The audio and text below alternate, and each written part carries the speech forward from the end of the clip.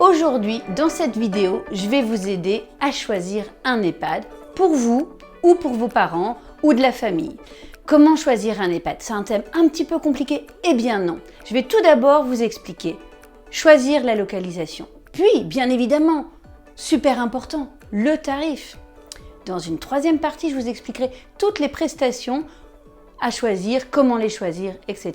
Ce seront des critères qui seront très objectifs, ce ne sont pas mes critères, mais ce sont des critères pour vous aider à choisir. Et enfin, en dernier, je vous donnerai quelques petites astuces pour faire les visites et choisir un EHPAD qui vous correspond. Première chose, la localisation. Quand vous choisissez un EHPAD, ce qui est important, c'est de savoir, est-ce que vous voulez un EHPAD en ville? Vous voulez un EHPAD à la campagne? Vous voulez un EHPAD avec un grand jardin, un petit jardin, une grande chambre, etc. La localisation, ville, campagne, jardin, pas jardin. Et enfin, toujours dans la localisation, vous allez choisir cet EHPAD pour vous ou pour vos parents. Du coup, qu'est-ce qui est important?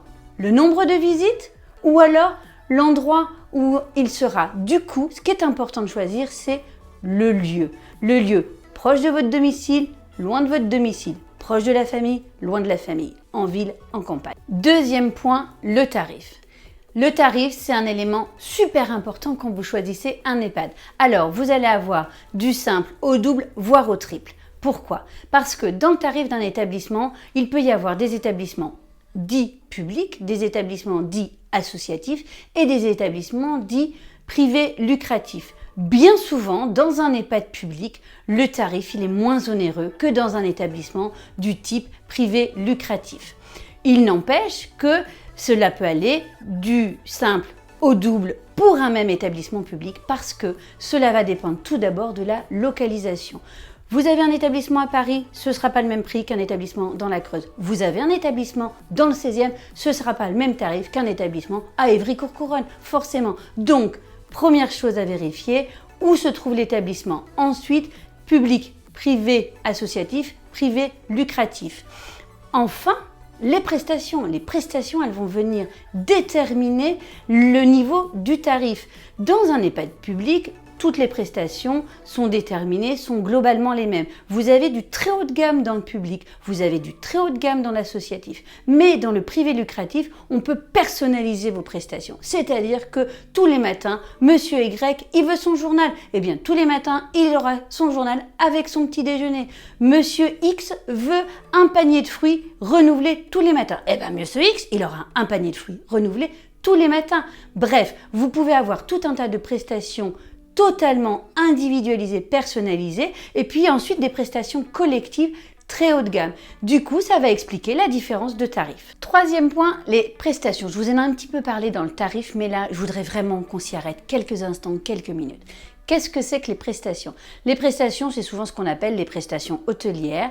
Il y a les prestations alimentaires et puis il y a toutes les prestations d'animation.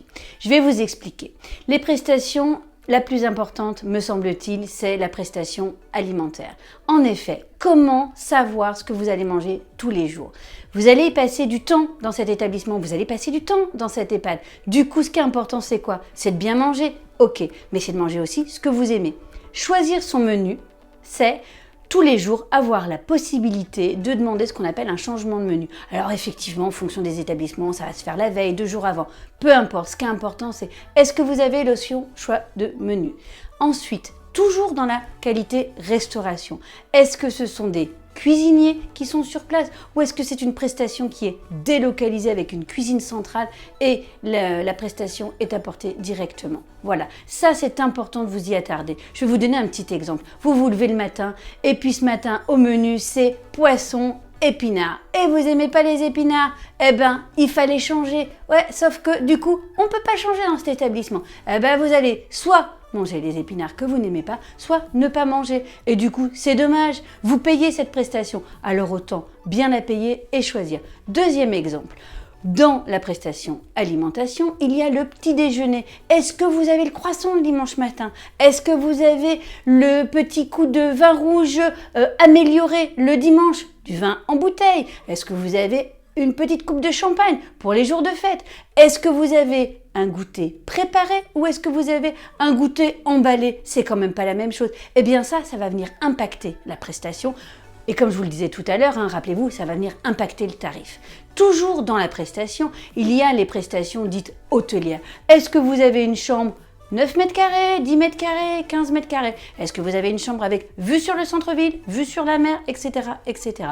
Est-ce que toujours dans cette chambre, vous avez votre journal tous les matins? Est-ce que dans cette chambre, vous avez votre peignoir qui est logoté à votre nom? Voilà, tout ça sont des prestations, ce qu'on appelle les prestations hôtelières. Ce sont des prestations qui peuvent aller du simple au très haut de gamme. Et ça, forcément, ça viendra impacter ce que je vous ai expliqué tout à l'heure sur le tarif. Donc, attention à bien choisir les prestations que vous voulez. Toutes ces prestations sont expliquées dans un document qui s'appelle le livret d'accueil.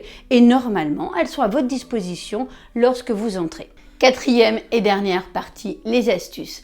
Je vais vous donner quelques petites astuces. Alors, vous pourrez en créer d'autres, mais moi, je vais vous donner des astuces. Ce ne sont pas des règles qui régissent, ce ne sont pas mes astuces. Ce sont des astuces pour visiter un établissement. La première des choses, c'est de visiter l'établissement à 2 moments de la journée. Le matin, puis de refaire une visite l'après-midi. Souvent, si vous prenez rendez-vous, on vous donnera rendez-vous quand? L'après-midi. Moi, je vous propose de le faire le matin. Venez sans rendez-vous. L'idée, c'est vous vous déplacer et vous regardez. Qu'est-ce que vous devez observer le matin? Vous devez observer que les portes sont fermées. Effectivement, lorsque les résidents sont accompagnés pour l'aide à la toilette, pour l'aide à l'habillage, c'est fondamental de respecter leur intimité. Les portes doivent donc être fermées. Par contre, quand vous venez l'après-midi, ce qui est important, c'est pas forcément les portes, c'est la convivialité, c'est que les portes soient ouvertes. Donc si les portes sont ouvertes l'après-midi, c'est pas très grave. Je reviens le matin.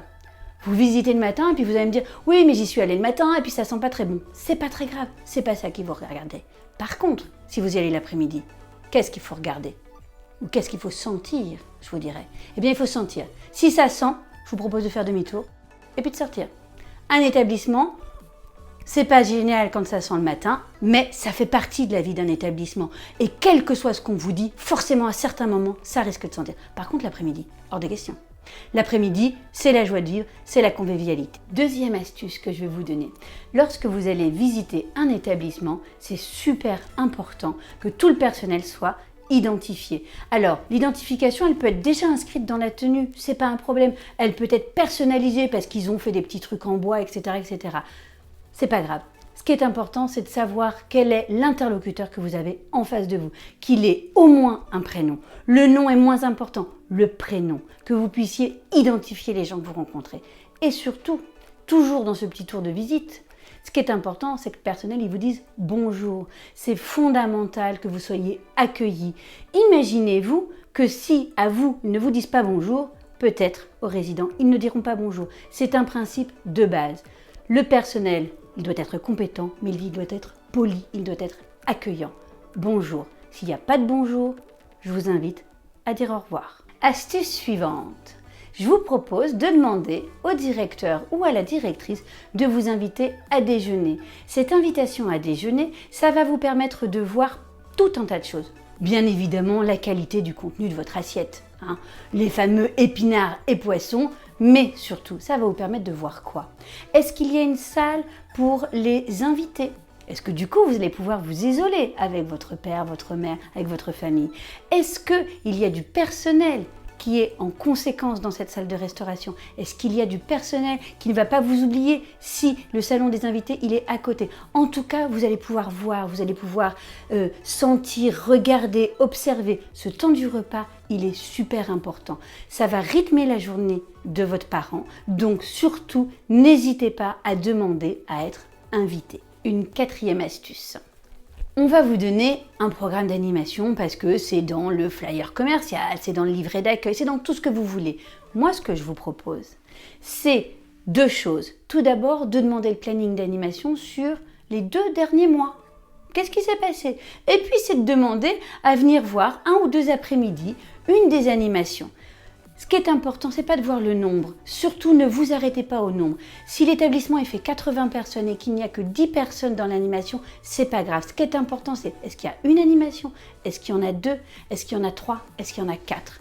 Et ce qui est important, c'est le dynamisme. Est-ce qu'on utilise des outils qui sont hyper intéressant, hyper innovant, hyper enthousiasmant pour les personnes âgées, ou alors est-ce qu'on les infantilise, hein? Est-ce qu'on leur fait faire un collier de perles?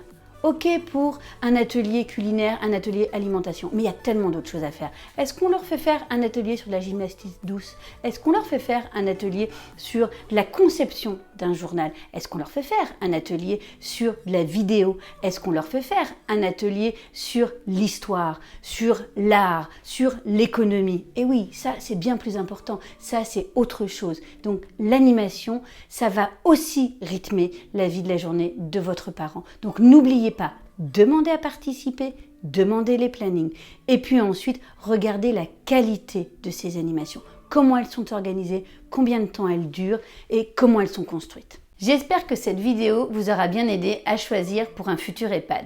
Si vous avez des questions, n'hésitez pas, un petit commentaire, j'y répondrai. Si ce sujet vous intéresse, je vous invite à vous abonner et puis vous savez, un petit like, ça fait toujours plaisir.